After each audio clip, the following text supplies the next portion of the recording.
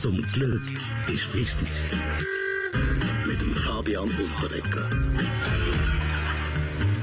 Ja, VW natürlich das grosse Thema, aber es hat noch eine andere Meldung im Zusammenhang mit Autofahren, die auch interessant war.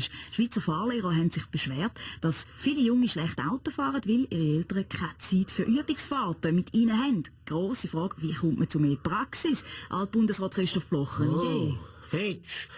Als Bub habe ich schon mit 3 Jahren müssen daheim auf dem Bauernhof helfen. Muss ich Ihnen sagen, es war streng gewesen. Dafür bin ich mit 4 schon selber mit dem Traktor in Kinski gefahren. 15 Kilometer. Manchmal bei minus 23 Grad.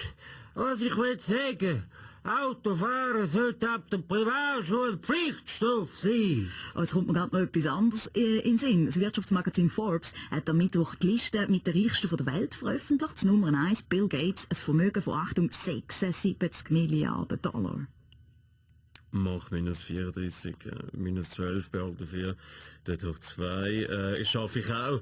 Gut, ich mache halt noch den TV-Sport für umweltfreundliche Dieselwagen, dann ist das gut, oder? Tennislegende Heinz Günthardt. Im Tennis gibt es ja nicht nur so Triples, sondern generell Top-Preisgelder. Wann hat es bei Ihnen das erste Mal so richtig eingeschenkt? Ja, ich habe also lange als Profi in den USA bei Burger King im Spardienst vorhandener Burger geknettet.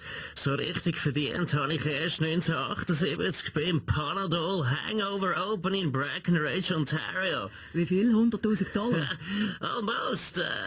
Ich habe als Preis einen ausgestopften Adler gewonnen und den habe ich dann im Motel, einem blinden Motel Concierge für $2.000 als Papagei verkauft.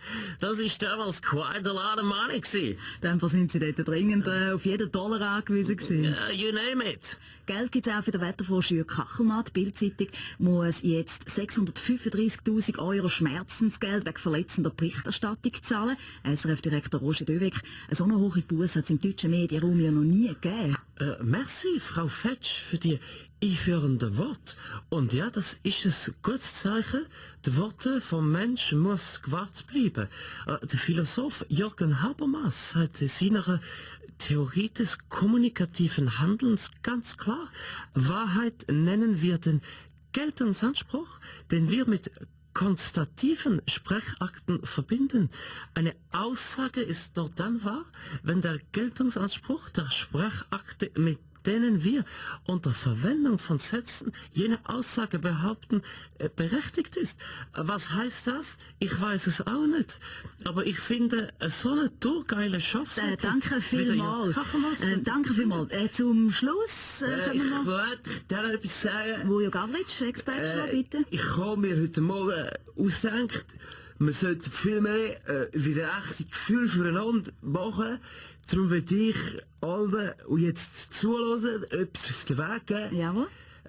Ich muss sagen, was mir die Melanie eben sagt, wenn ich nicht schlafen kann. Ja, also hü. Also, mach es wie die Sonne nur. Sie hat Gold im Mund. Ist geil, oder? Zum Glück ist wichtig. Mit dem Fabian Unterdecker.